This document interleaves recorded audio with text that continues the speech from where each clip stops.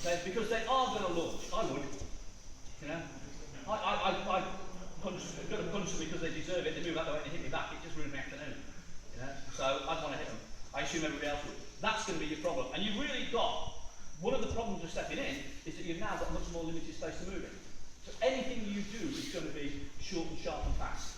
Now I know on yesterday morning, with Steve Dyke, he did a man gang style. So I'm not going to play the stuff that you've already got.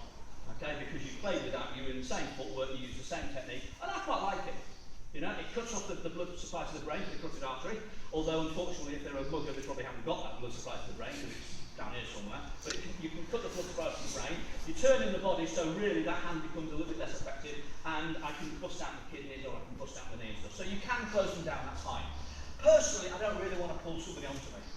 You know, the people that pull onto me for hugging, they're not opponents. So getting into here, I prefer to go away from it. I'll actually drive them away. Usually because I assume that there's more than one of them going on. Okay? So for me personally, I want to be coming in, whether I come over or under, I want to be keeping them away from it. If I turn them to here and drive it this way with both my fingers in the eye, I work on the assumption that they're not actually going to throw that next hook. You can try. So by the time I've got my fingers in their eyes and you know I'm gouging them a bit, I'm hoping that they slow down. They're actually in your eyes. You need to train harder then. So all I do from here, and be nice when you're training, please, is I've stepped in, I've gone behind the mandible, and I've just used the fact that as I've pushed, they've turned away from the problem, so I'm just going to turn it around a little bit. By jamming in, you can see the loss of posture.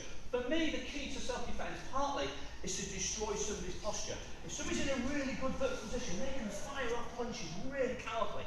You feel a bit of a tick trying to punch me really powerfully from in there because it just has got no basis and no power. So one of the reasons for destruction, oh yes, one of the reasons for destruction is destroy their body posture. They're not standing strong, they're not delivering strong. Okay? So from here, driving in and coming into the eye socket here is just as easy. I've got his back to me, which I quite like. For him to turn and spin without losing his sight completely is almost impossible.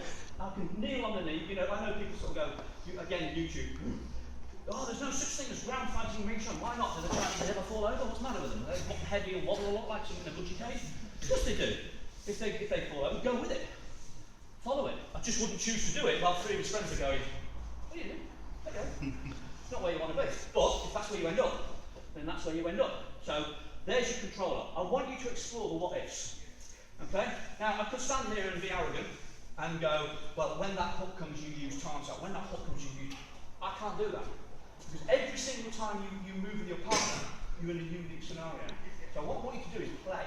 Play nicely, but play. Get into position, however you got there, and the best person to tell you what they think that the logical, practical, common sense follow-through is this person here. Because it's no good me saying, oh, well, what they're going to do now is throw a left punch if I put my hand behind the mandible, jammed him behind his ear, and his shoulder's so far away that it's never going to happen in a million years.